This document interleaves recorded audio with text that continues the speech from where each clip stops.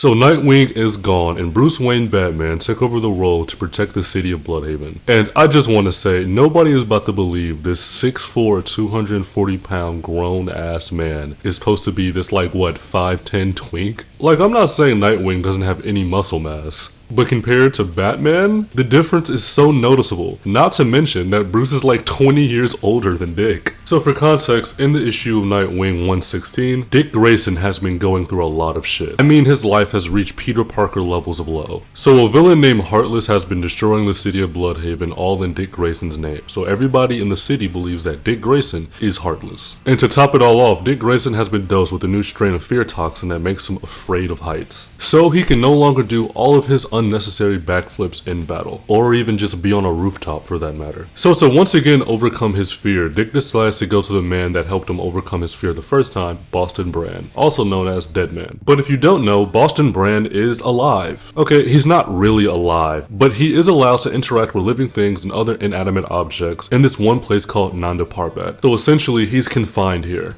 So Dick Grayson decides to travel all the way to this place just so he can overcome his fear again, and this leaves Bloodhaven without a protector. But since Nightwing is officially gone, Heartless decides to just crash the fuck out and pretty much try to take over the city. He forces the Teen Titans to leave the city of Bloodhaven by threatening to execute one parent for every hour they don't leave the city. So the Teen Titans publicly make their departure from the city of Bloodhaven. But Bruce also sees this, and just like whenever he disappears, someone has to take on his mantle. He decides to take on the mantle of Nightwing. Now, I see a lot of people hating on this, but to be honest, I'm really excited for this. I think it'll be a fun new twist in a comic book, and I kind of want to see where this goes. Because like I said earlier, we always see somebody take over the mantle of Batman when Bruce is MIA, but we don't really see the opposite. We don't see the inverse. Bruce doesn't become Red Hood. Bruce doesn't really become Nightwing. And to see this is kind of fun. With that being said, it is funny to see this grown-ass 45-year-old man try to fit into this skin-tight costume that a 20-year-old casually wears every day.